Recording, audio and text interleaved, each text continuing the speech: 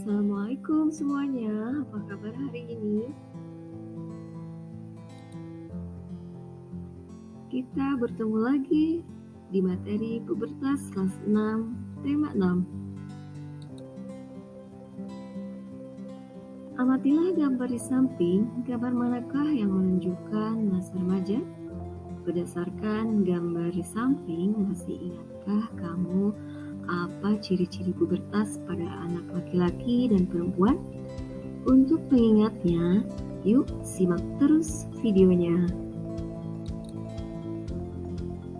Sama halnya dengan anak laki-laki, anak perempuan pun juga sama mengalami masa puber. Pubertas pada anak perempuan umumnya terjadi lebih dahulu daripada anak laki-laki.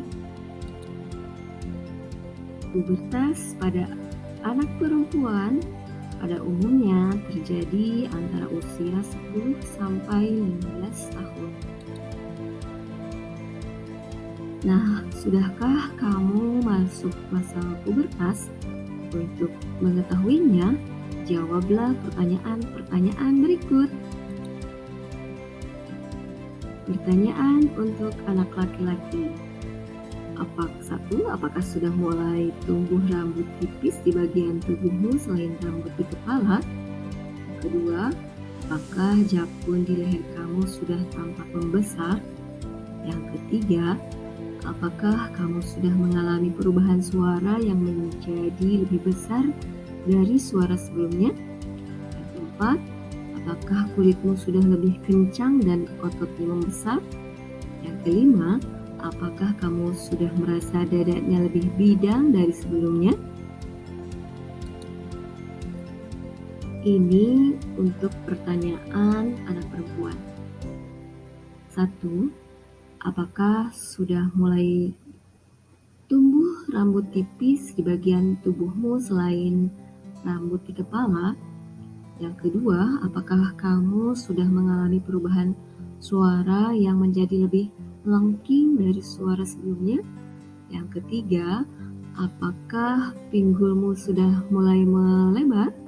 Yang keempat, apakah kulitmu sudah menjadi lebih halus? Jika jawaban kamu lebih banyak sudah, berarti kesimpulannya sudah memasuki masa pubertas. Sebaliknya, jika jawaban lebih banyak belum, berarti kamu masih anak-anak atau kanak-kanak ya. Nah, sekarang sudah tahu kan kamu sudah puber atau belum? Berikut pertanyaan lagi. Apa perbedaan fisik laki-laki sebelum dan setelah masa pubertas? Apa juga perbedaan fisik perempuan sebelum dan setelah masa pubertas? Perubahan pada masa pubertas. Tahapan perkembangan dan pertumbuhan manusia umumnya terbagi menjadi balita, kanak-kanak, remaja, dewasa, dan usia lanjut. Nah, masa remaja ini merupakan peralihan dari masa anak-anak menuju masa dewasa. Pada awalnya, kita mengalami masa pubertas. Pada masa ini terjadi perubahan pada tubuh, baik yang terlihat maupun yang tidak terlihat. Di dalam tubuh, hormon reproduksi mulai dihasilkan. Pada perempuan, hormon ini akan mengakibatkan sel telur matang. Pada laki-laki, hormon reproduksi akan mengakibatkan tubuh memproduksi sel sperma.